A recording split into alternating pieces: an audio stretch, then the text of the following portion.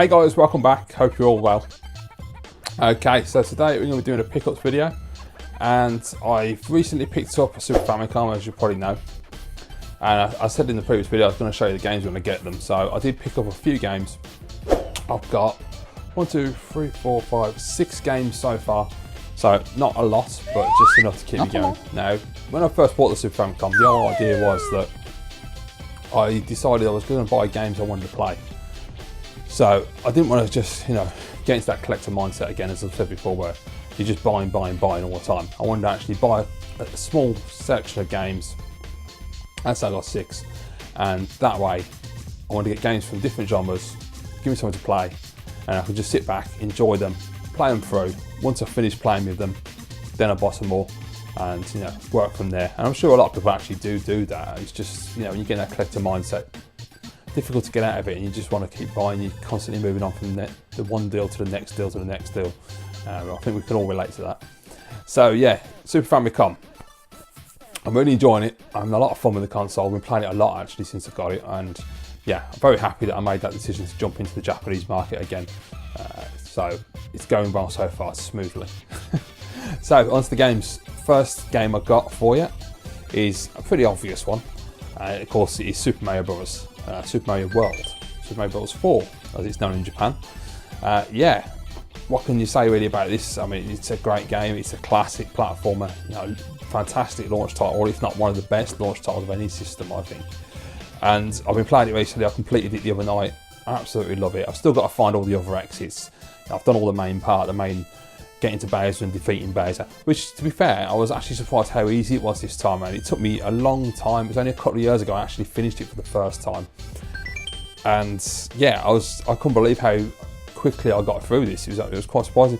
It still holds up really well though. Still, beautiful graphics, iconic soundtrack. I mean, for me, it's one of the best Mario soundtracks. It really is. It's just incredible. And still when you play with Yoshi and you jump on top of him, that sound effects, it's just a really, really nostalgic and fun game, and it's just really held up exceptionally well. One of the best platformers on the system easily. So that's Super Mario World. I do like the Japanese box art and all, really cool. So next up, I decided to go for, as I say, I wanted to go for different genres, give myself a bit of variety so I wasn't rushing to buy more games for the system. Next game I got, a classic again, F-Zero. Fantastic racing game, launch title again, and it looks a little simple graphically nowadays, I think, but still the Mode 7 is the thing that really sells the game and really impresses, I feel. And it plays great, great soundtrack again. Another use of the fantastic Sony sound chip, the Super Nintendo music, man. You can't beat it. It really is impressive, and it's really fun. I've been playing it recently and not been doing too bad on it at all. I've managed to get through a few tracks. I'm getting better every time actually. Last time I owned the game I wasn't very good at it, but I found this time I was getting through quite a few tracks. Get my words out. Excuse me, I'm still getting over a cold, unfortunately. I've been sick for nearly a month now, and it's been driving me crazy. This last bit of cough's just trying to go now. Anyway, F-Zero, yeah, fantastic little race, as we all know.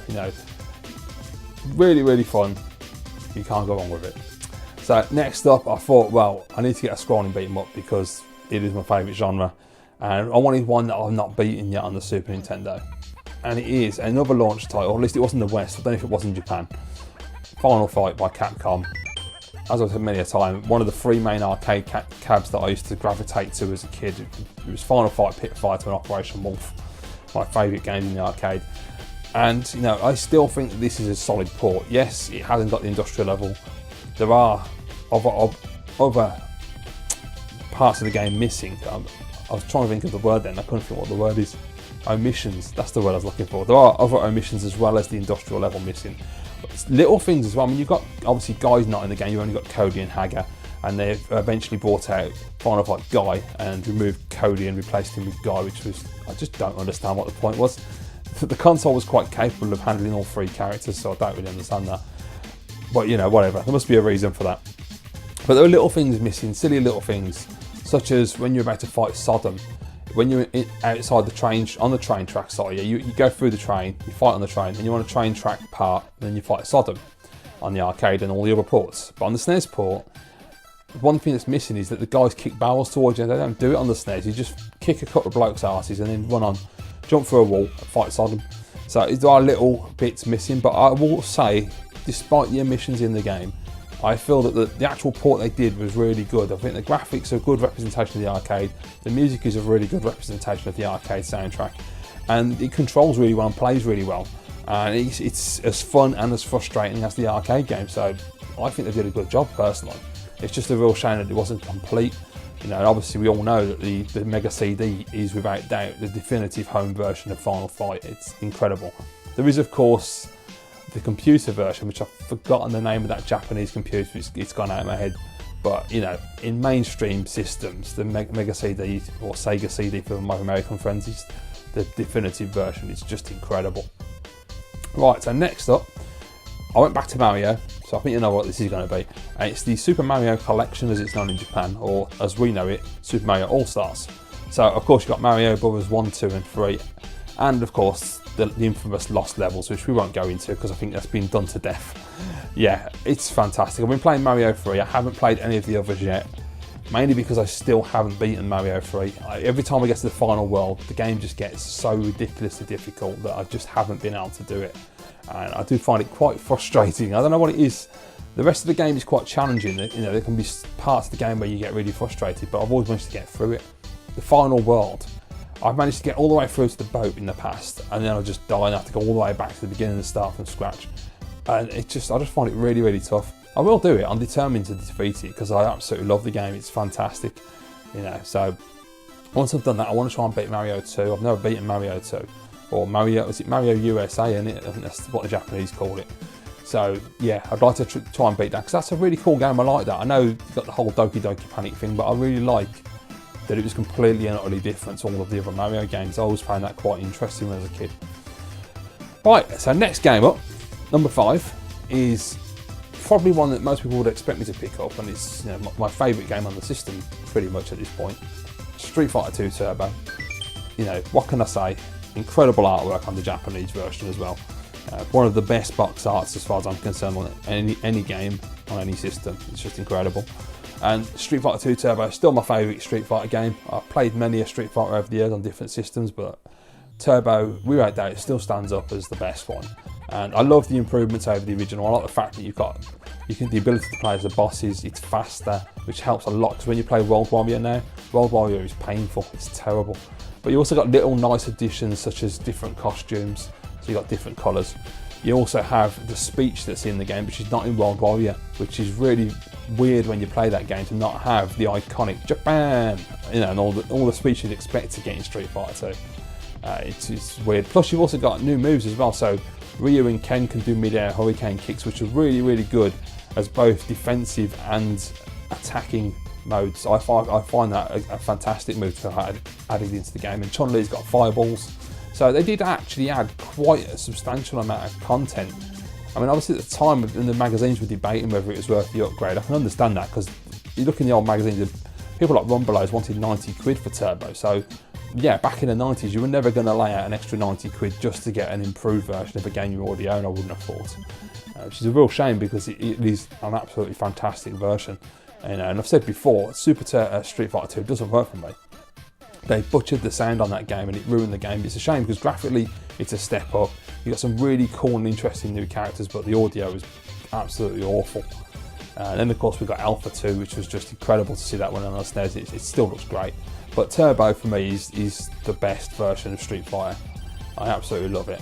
You know, there have been some good versions on other consoles later on, like in the Street Fighter Alpha Zero series, not the EX series because they were terrible.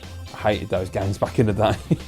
I never understood why they tried to take Street Fighter 3D. I just thought, no, don't do that. I know Tekken was big and Toshinden and all that, and they were trying to compete, but oh god, my friends absolutely loved those games. They played them to death, and I hated them with a passion.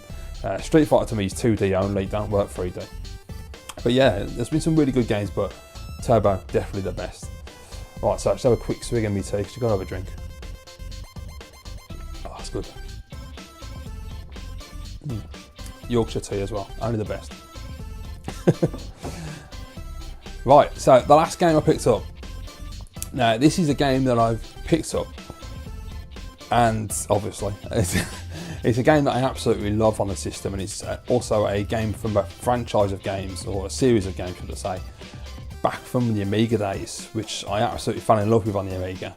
And when I eventually got the Super Nintendo version, when I had my All-American collection, I was really impressed with what they actually did on the system. It was fantastic.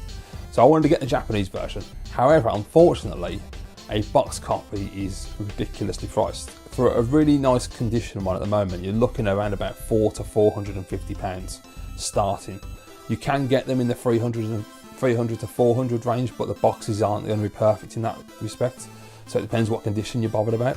So I wasn't willing to pay that, and the box art is terrible on the game. It's absolutely awful for a Japanese game. And I thought, you know, you cannot justify an extra 400 quid or so just to get a box and a manual. It's just ridiculous. The collector part of me, yes, that absolutely says it's worth the saving, because, you know, you have a box copy, and that has been something I've found difficult to get over, but I've done it. And as I've said before in a previous video a while ago now, I said I was going to buy loose cart versions of expensive games because I just don't see the point in paying all those extra hundreds of pounds. You know, I mean, if you got a game that you can get for loose cart for around about 50 quid, and then you're looking at 450 for a box copy, why would you, other than having it in the collection boxed because you want it boxed and complete, that's how it came, it looks nice that way, and it's a bit of a kudos item to show to people. Other than that, why would you really want to spend all that money when you've got 400 extra pounds that could buy you a hell of a lot of games, or even a couple of new systems? So it doesn't really seem a lot. There's not a lot of logic to that, and so I'm trying to be a bit more sensible, I think. Yeah, we all know it's not going to happen, but I'm trying. Anyway, onto the game. So I picked it up loose cart, as I say, and I've just taken out its packaging because, well, I've got a plastic bag for it, it's not packaging. Anyway, the game I picked up, guys, I'm really happy to finally get this, and it is Super Turrican. Absolutely fantastic game, as I say. I've played it recently. I was actually quite surprised recently when I played it that I got right through to the Geiger level with the aliens. So I've still got my skills. I've not got rusty since I sold my American collection a while ago. It's just absolutely brilliant. It's such a beautiful looking game. It's a nice mixture of number 2 and number 3 as well, from what I've seen. So I've played them all on the Amiga now since I've had the GoTech. And back in the day I only played 1 and 2. I didn't even get to play number 3.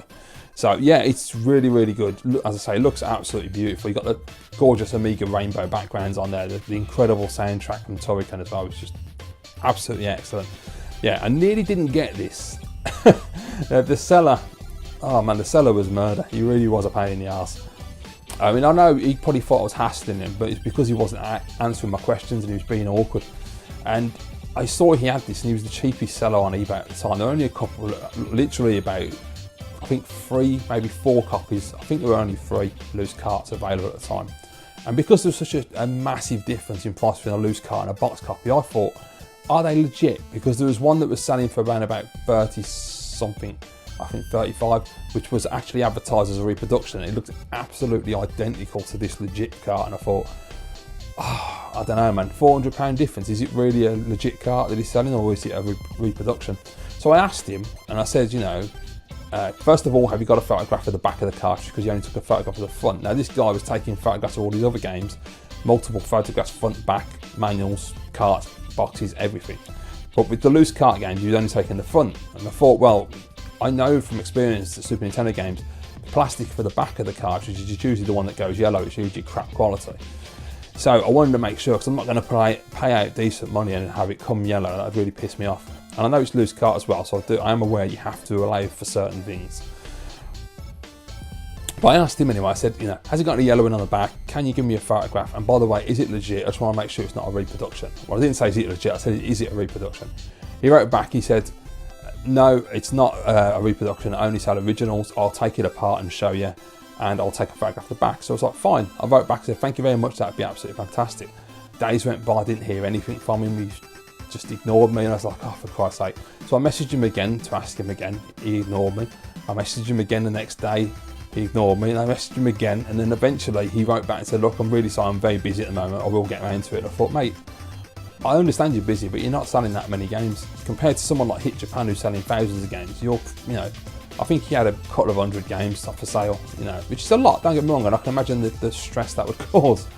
But I felt like, you know, at the end of the day, you're asking for decent money for this game, you should just take proper photographs in the first place. you wouldn't have to deal with people asking you questions then. And you know, you should make an effort with your customers. I mean, I don't sell much on eBay, but on the odd occasion I do sell, I make a lot of effort. You know, I'll answer all questions, I'll respond to offers, do all the things that I believe you should do, including leaving feedback, because that pisses me off when people don't do that. So anyway, I was getting nowhere, and I got the impression that he probably thought I was taking the piss by sending so many messages to him. But I really wanted the game, and there were other people watching it. I wanted to make sure I got it, and I wanted to know the condition of it. And I don't really think that's unfair. So in the end, I just got sick of waiting, and he was just ignoring me afterwards. He just didn't bother replying to my messages, and I was like, for Christ's sake. And he kept pissing about with the price as well. He kept dropping the price by 15%. And then 24 hours later putting the price back up again. Then he put the price up higher than it was before by £10. Then he brought the price back down again to the normal, to the price he was asking originally. Then he dropped it by 15%. And I was like, what is this guy playing at? He was a right twat. So he eventually drops the price to a lower price than he originally wanted by about £5. So I just thought, you know what, bollocks to it. I'm just going to take a punt on this one. And if the back's no good, I'll try and get a cheap game and switch the back out. It's just not worth the aggravation here. I just hope it's not a reproduction. So I paid the money, got the game. It eventually arrived. He was very, very slow at delivery. His delivery was terrible, by the way. It took him a whole week to post it after I paid. Literally, as soon as I clicked buy now, I clicked pay as well. I go onto PayPal and send the money immediately because I want the game to come to me. And yeah, he waited the whole week before posting it, which is just unbelievable. It's just ridiculous. But anyway, the game, I got it anyway. That's what matters, isn't it? It came, it's arrived, it's safe and sound. I opened it up. It is legitimate. It is stamped with Nintendo. It's all fine, so I'm very happy with that. Plays absolutely perfectly. It's really fun. So yes. So yeah, Super Turrican in my collection. Very happy with that. And so there are a few others I want to get. Probably end up getting a loose cart because of the price, but it is what it is. The only exception to that will be Final Fight Tough. Just because it's not extortionate, it's expensive but not extortionate, and I just want a box copy of it. I'm not making any excuses with that one. I just want a box copy of it because I've had it in the past and I love that game, and it's worth the money to me because even if it's a very short game, I can usually clock it in about an hour. I'll still play it over and over and over again because it's just brilliant. So there you go, guys. Those are the first additions to my Super Famicom collection. 6 individual games, different genres. You know, as I say, the good thing was I've got Mario All Stars as well, Mario Collection, so I've got 4 games on there alone. So I've got plenty to keep me going. So let me know what you think in the comments below, guys. As always, hope you enjoyed the video. Thank you very much for watching, and I'll see you next time.